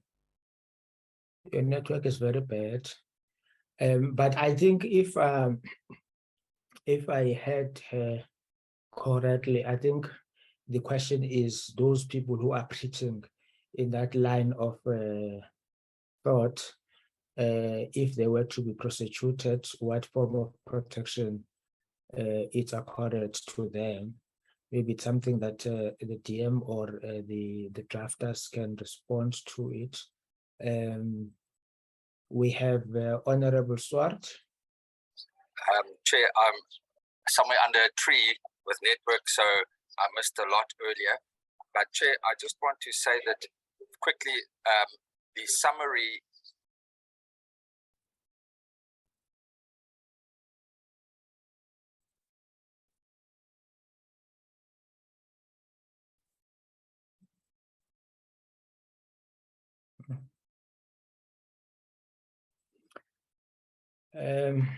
Members, can I suggest the following? The committee section is going to guide us. I think that the input that was made by the Deputy Minister and the input made by Mr. Dupree and Ms. Botha, I think is very important. Is it possible that we can have the recordings of these inputs to members, so that maybe they can also listen to the recordings in preparation for the next meeting? Because I wouldn't want members to be left behind, because at any rate, if members are left behind, we will be forced to go back. So we would not be making any meaningful progress. Swatchet, did you hear my input earlier or not? No, we did not hear anything.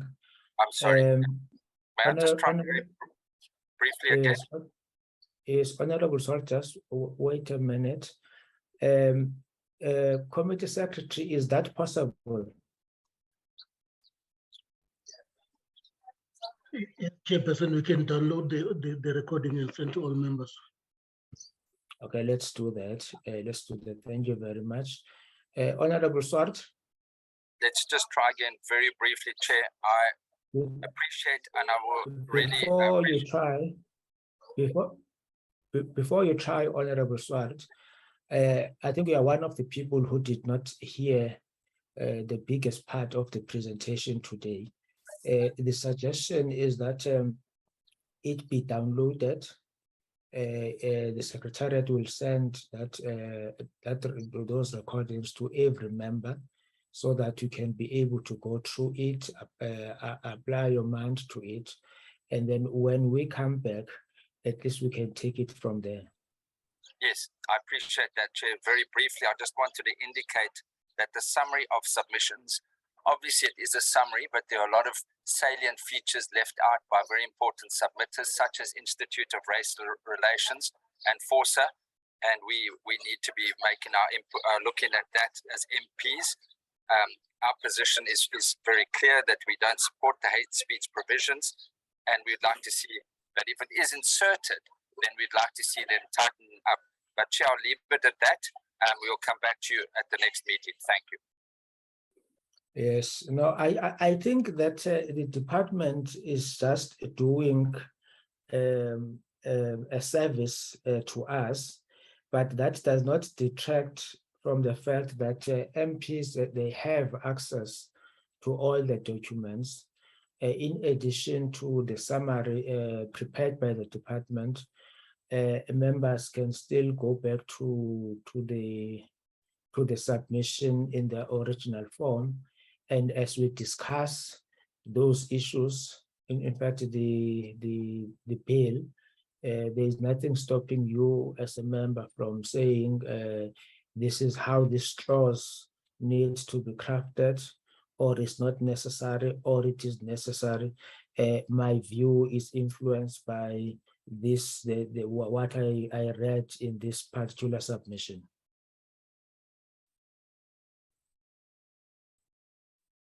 I agree with you, Chair. So I think for today it was the icebreaker.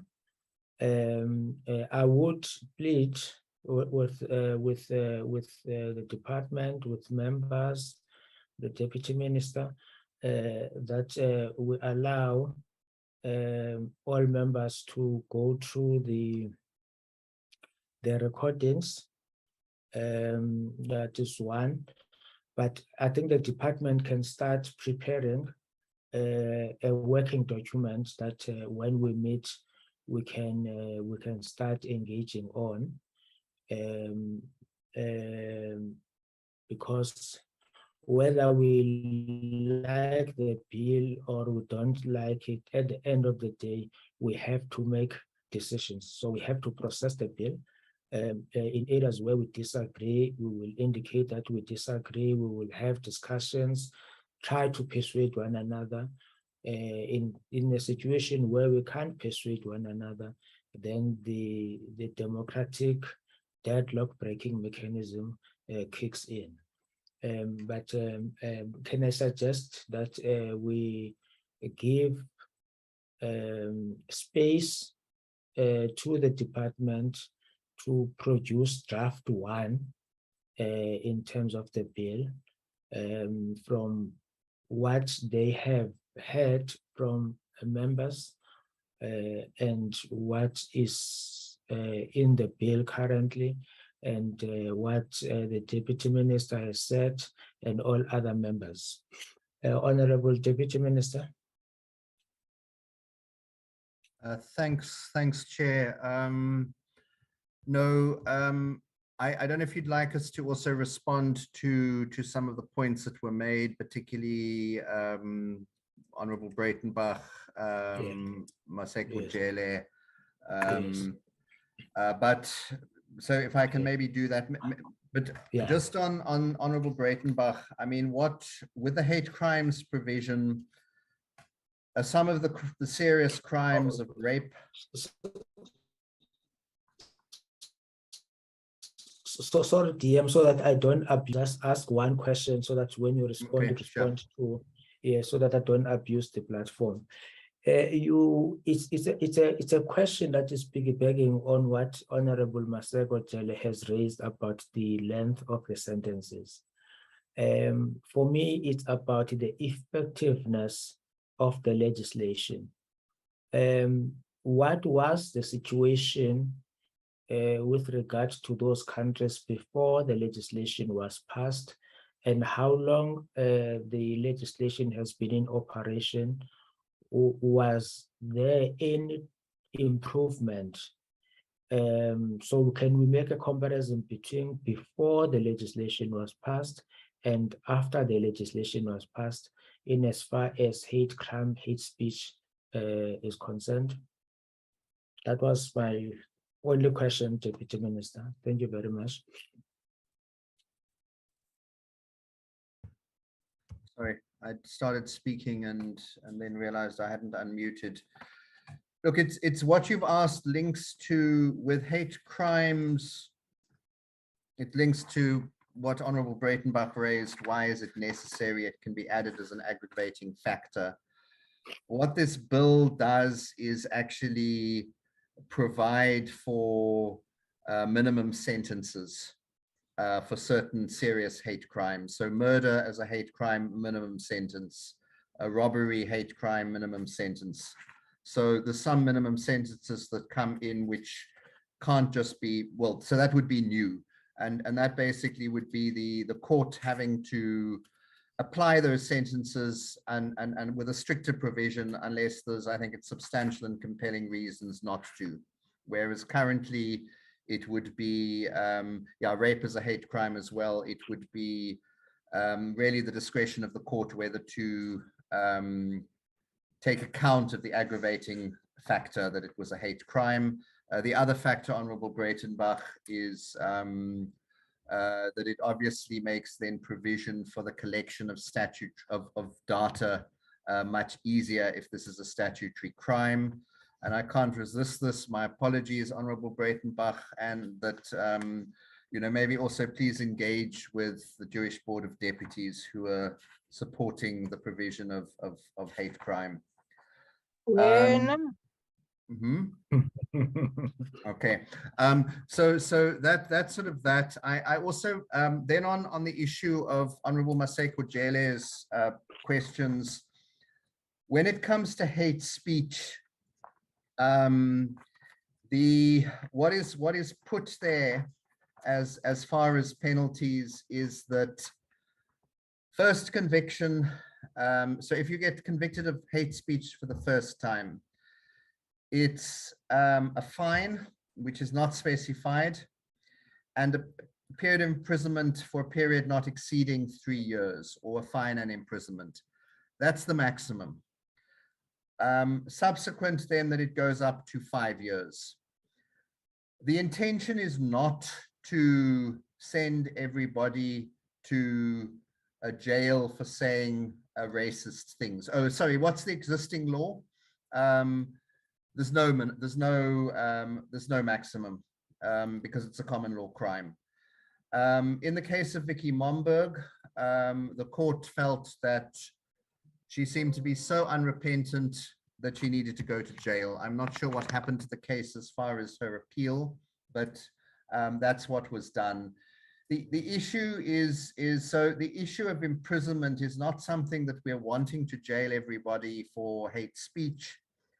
But it's there as an option, but we've put in we thought the legislature, and you're the legislature, so you would need to decide on it, that there's a maximum for the first occasion, but that there also should be provision of, if you're not learning from this, if you're still continuing to spout hatred, that there should be a higher penalty, potential of a higher penalty, if it's the subsequent conviction. It only is the second time and more. So that's the existing law, but it's, I think, really for the legislature. I think, as Mr. Dupree had said, it was, well, this is the first time we're doing this. So yes, other countries have gone for higher 7 years as a maximum. But remember, as I said, these are maximum terms of imprisonment, not minimum, not that you have to sentence the person, but you can't sentence them to more than 3 years in prison. That's unlike the hate crimes issue where it's minimum sentences. Then on the issue of religion, look, we did look at, I think there was a Canadian case where a Christian evangelist, if I can call them that, was proselytizing in the street, was saying harmful things about people of a different sexual orientation. I think the lower courts convicted him. It went to the higher courts, who then said, no, on the basis of religious freedom, he had the right to say that. The distinction we were wanting to make in terms of the Constitution is that, yes, in terms of your religious freedom, you may say things that are harmful, and what is the test? You may say things that are harmful and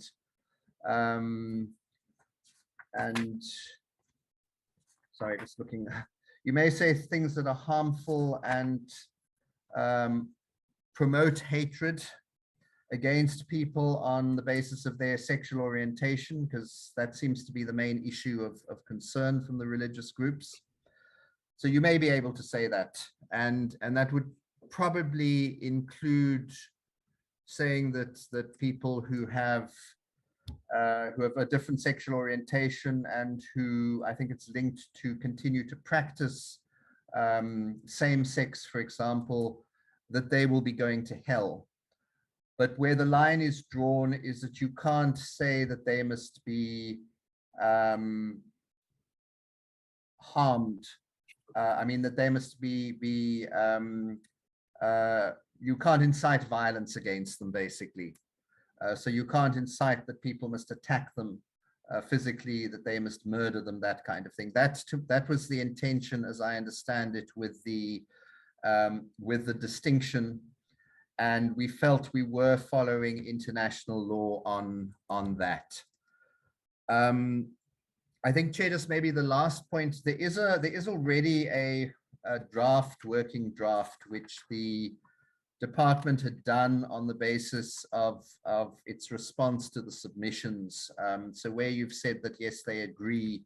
So this, for example, this issue of you can't be charged with a hate crime and hate speech, that they have already done a working draft, obviously as a result of the further submissions and further discussion, they would need to look at it, but I think that could come out quite soon. I'm not sure, Mr. du Preez, how long you would need, but you have a working draft which you just need to touch up.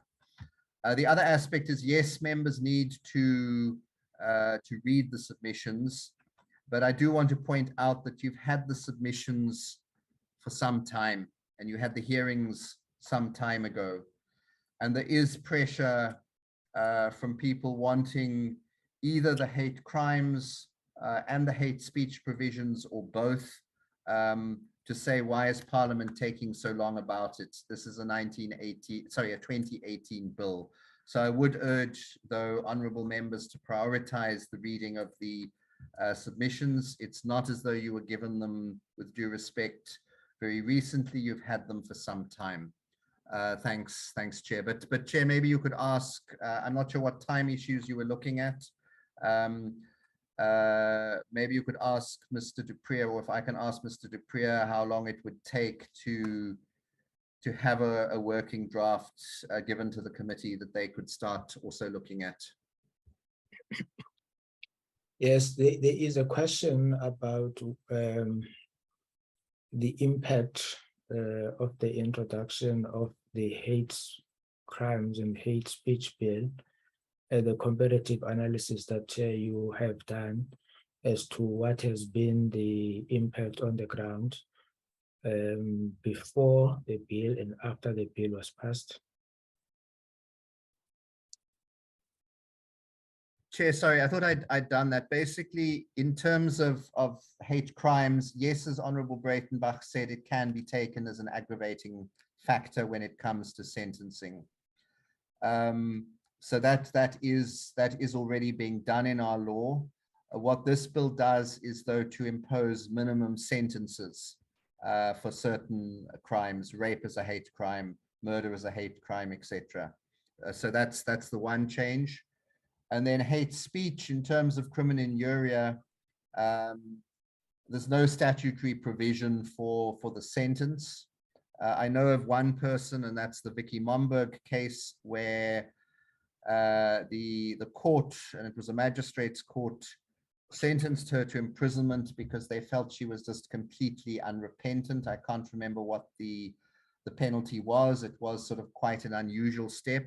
I don't know what has happened with her appeal on that. The provisions of the hate speech are then that that would continue, although it's now a new statutory crime, but you would not be able to sentence a person to more than 3 years imprisonment for the first offence, and for the second and subsequent offence, you would not be able to sentence them to more than 5 years. So that would, I don't know if that answers you, Chair. No. I don't think that we understood each other, Deputy Minister. You gave us a comparative analysis of other countries, UK, Canada, Australia, and so I was saying that in those countries, before the introduction of the legislation and after the introduction of the legislation, what has been the impact? Maybe something that you cannot be answered now. Because I mean, you at some point you indicated that there are some treaty, there is a treaty, and internationally the world is going that way. So it's based on that comparative analysis. So in those countries where it has already been implemented, maybe it's something that cannot be answered today, which will be fine. Okay, Chair, no, we'd I think have to, unless Mr. du Preez or Ms. Botha want to have a bash. I did misunderstand you. I think one would have to look at the impact, but also just to say, from other countries, it seems to range. UK 5-year maximum, 7-year maximum, Germany 5 years. This is now on hate speech. Iceland, 2 years. But the impact it's had, we'd have to look at. Some of these laws are also quite old. So the British law is 1986, in fact. So I don't know what the statistics that they would have had, but we'd have to come back to you on that, unless Mr. Duprier or Ms. Botha want to say anything on that. Thank you very much, Deputy Minister. Mr. Duprier or Ms. Botha? Thank you, Mr. Chair. Now, I think we will just have to do a bit of additional research, which might take a bit of time, but I don't know whether Ms. Botha would like to say anything, but I think it might be better for us to maybe come back to the committee on that question. Okay. Ms. Botha?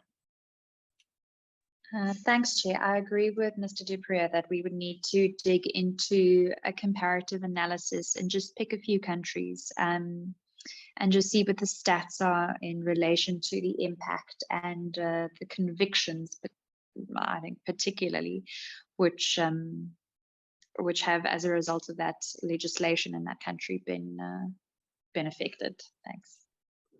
Yes, just out of curiosity, Mr. Duprier, Ms. Botha, is there such a legislation in Rwanda, bearing in mind that they have experienced quite an unfortunate situation in 1994?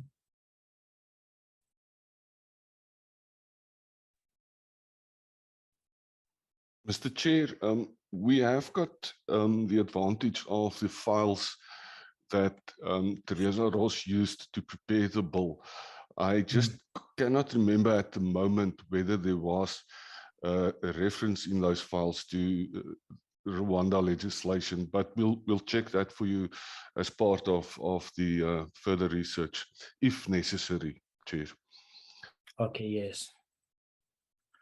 Thank you very much. Are there any Honorable Maseko Jele? Yes. Can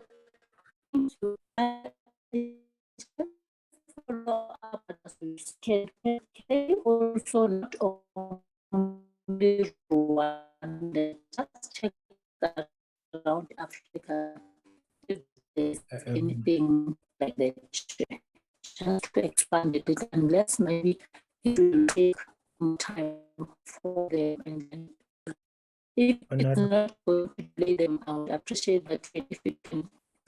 Honorable Jele, maybe you can write your view on the chat group, because I think your network is very, very bad. And I think it has just moved from bad to worse.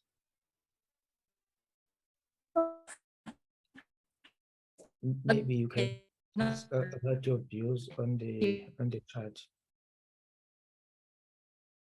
Committee Secretary? Yes, Chair. I think Honorable Jello was expanding your question to say that if the department cannot just base your question on Rwanda and just check any other countries in Africa when they respond to your question. I think I heard her saying that, Chair, but she can send it to us. Okay, but that's fine. Thanks. Honorable Nieuwoudt Drugen. Thank you, Chairperson. The Honourable Deputy Minister also said that the UN subcommittee has asked South Africa to go back and come up with the legislation. Those documents, or that reading, I would like to also, if there are any documents maybe the department has or our researchers have, I would like to read those documents as well. Thank you, Chair, if it can be sent to us if there are any. Thank you very much. Ms. Botha or Mr. Duprier, is that possible?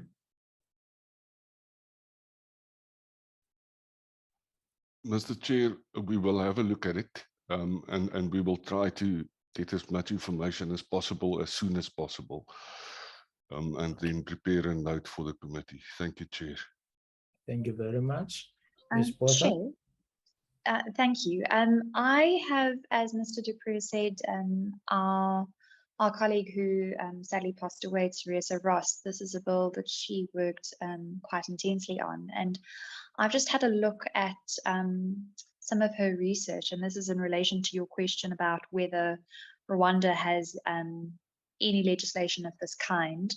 And I've looked through one of her documents, and I see that Kenya and Sudan both have legislation which provides for hate speech. And so we will we'll just have a look at that and dig into it a bit further. But there are other African countries which do recognize hate speech and hate crime as offenses.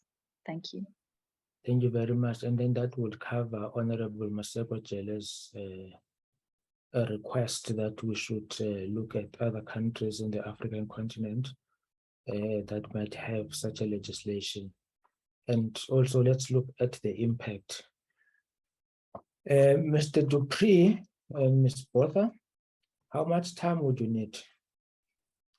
Yeah, we are most probably going to split the work up between the two of us. So I will start working on or finalizing the working document for the committee.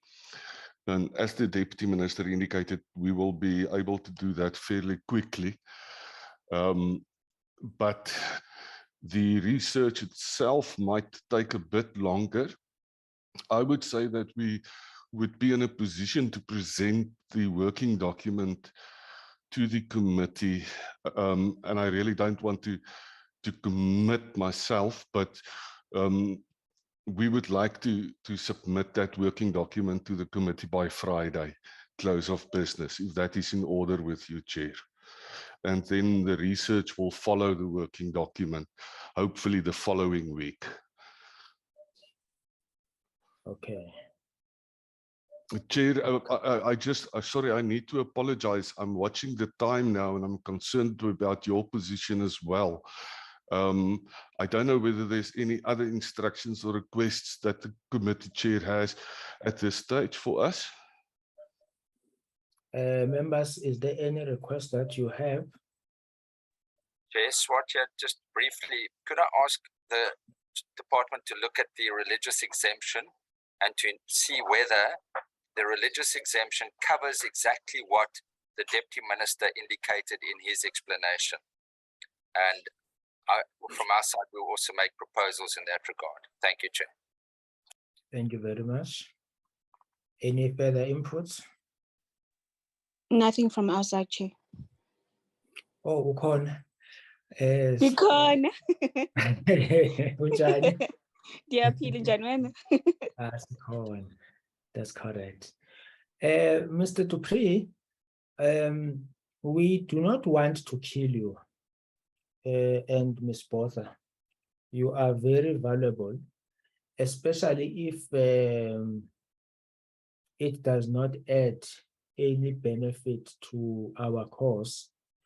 The fact of the matter is that Parliament is going on recess, technically on Thursday, because Friday is committee day. So you are saying that you'll be able to submit the document on Friday. And next week we would be dealing with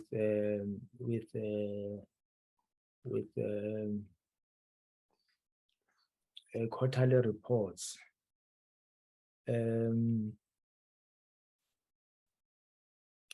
Is it possible, Committee Secretary?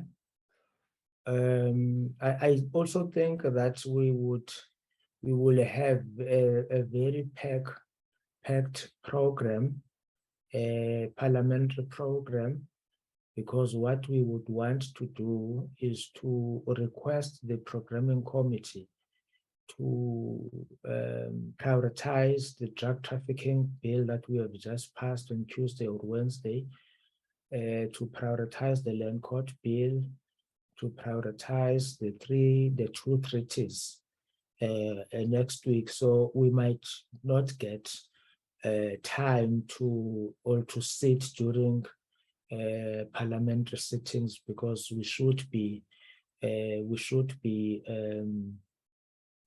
in parliament, because we would be debating.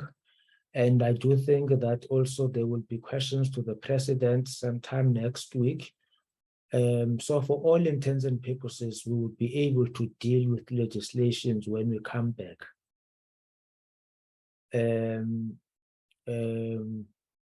Myself and Honorable Breitenbach on the 3rd until the 11th, we will be at the JSC. So there is, I don't think that there is any point to be gained, Mr. Dupree and Ms. Botha, by pressurizing you that you must submit by Friday. But I think once you are done, even if it's next week, but we will deal with this bill when we come back. Thank you, Mr. Chair. It's just practically impossible that you can slot it in. It's not going to work. And therefore, we should not put unnecessary pressure on you and members of your team just for the fun of it. Thank you, Mr. Chair. Yes, I think you will get in touch with the committee secretariat, and they will be able to tell you how our program will look like when we come back, because we'll start with BRRR reports. Maybe we can do BRRR reports in the morning, and maybe we can do legislation in the afternoon, because also the request from the Deputy Minister is, we do understand it, that some parts of the civil society are saying that this bill has been in the offering for some time. We should do whatever is possible to ensure that it is reasonably dealt with. I think, yeah, but there will be no point for you to rush for Friday. Thank you, Mr. Chair. Just Chair. Just Honorable Swart. I just wanted to alert again what was previously said, that it's through no fault of the Portfolio Committee. We've been waiting for the Quilani judgment. So I don't think it is correct to say it's been sitting on our desk since 2018. Whilst the bill might have been introduced by then, the main reason was awaiting the outcome of the Quilani judgment in the Constitutional Court. Thank you, Chair. But it doesn't detract from the fact that the bill does need to be finalized one way or the other. You're 100% correct, Honorable Swart. We are 100% correct. But since now the bill is with us, we will endeavor to pass the bill as soon as it is practically possible. Members, is there any other issue that members would like to raise before we adjourn this meeting?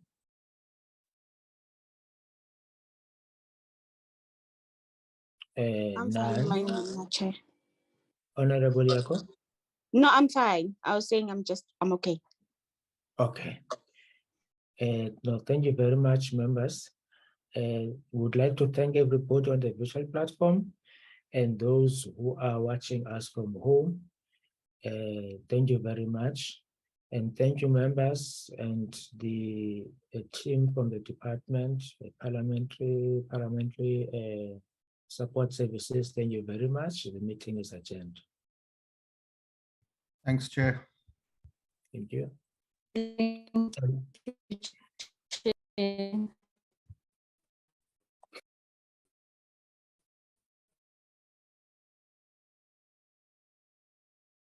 Recording stopped.